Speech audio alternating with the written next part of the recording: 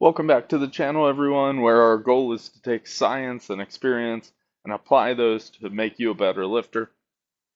In today's episode, I want to take a look at off-season versus in-season training, the benefits of some of these differences between the two and why you may want to differentiate, and how that can lead to better long-term progress.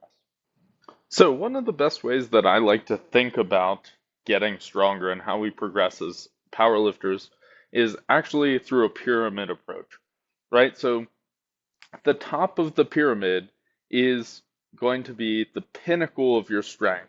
So your strength level is represented by how tall this pyramid is. And you can see 1 rep max strength because as powerlifters, that's our end goal. Now, this pyramid is built on several other things, one of them being specificity. So that's being specific to your sport. In our case, as powerlifters, it's going to be squatting, benching, and deadlifting. You can apply this to other sports as well, certainly. And then below that specificity, you have musculature that you need to build upon, and also work capacity. And work capacity is going to be how much work or how much volume can your body handle and still recover from? And just like a pyramid in the real world, you can only build the pyramid as tall as the base is wide. Okay? So whenever we're thinking about periods of training, you need to be thinking about focusing on different parts of this pyramid. So the top of the pyramid here, specificity and 1 rep max strength, is going to be supported by in-season training. This might be lower reps, higher frequency possibly, and higher weights, hence the specificity. Then the bottom of your pyramid,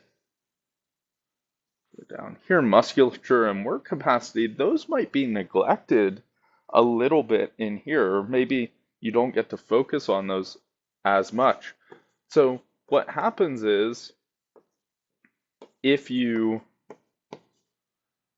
run too many preps for a meet consecutively, you may end up neglecting this base of your pyramid, and therefore you'll hit more plateaus on top end strength.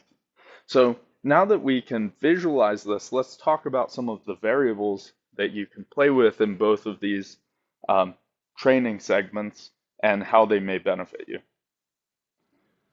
So here I have a list. I went ahead and put in-season and off-season training up here, and this is just going to be a list of some of the attributes that you may apply to these different times in your training.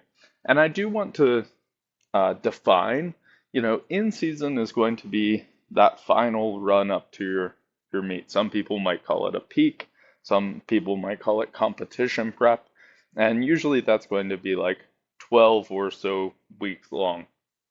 And off season is just simply going to be defined as some sort of prep that's further out than 12 weeks, and you're not necessarily preparing for a maximum lift anytime soon.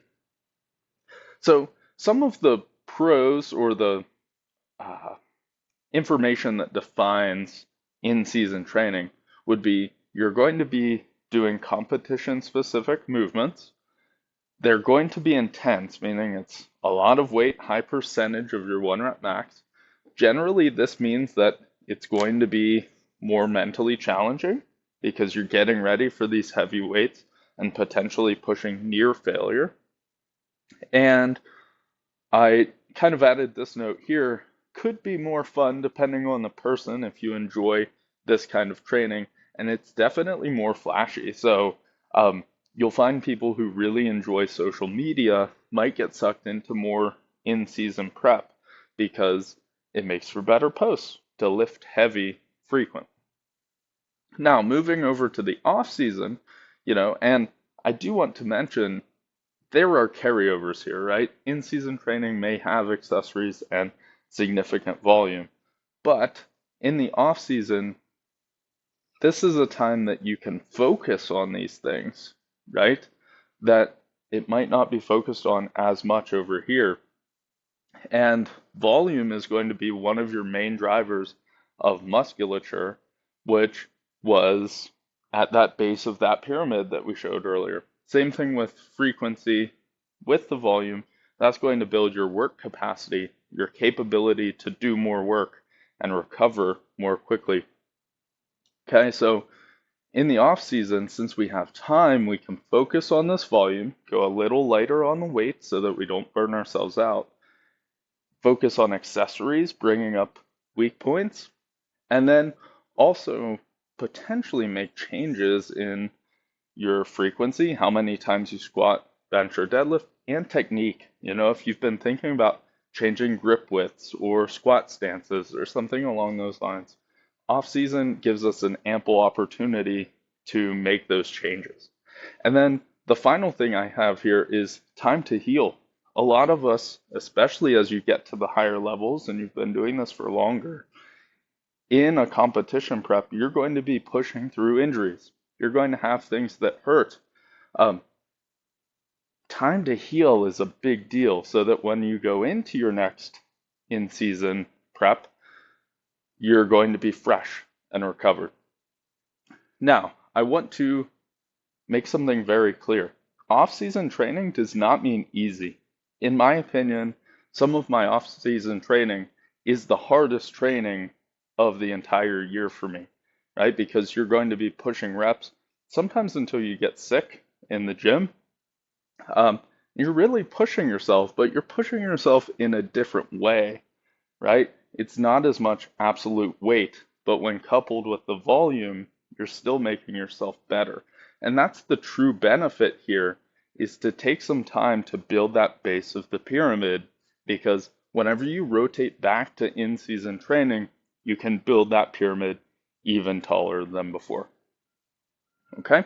So hopefully that was a helpful explanation on why you should treat off-season training as seriously as in-season training, and why it might be useful to incorporate an off-season into your long-term program. Okay, if you like the video, please like and subscribe. Leave a comment down below if you have any more questions, and I'll be happy to answer them. And until next time, happy lifting.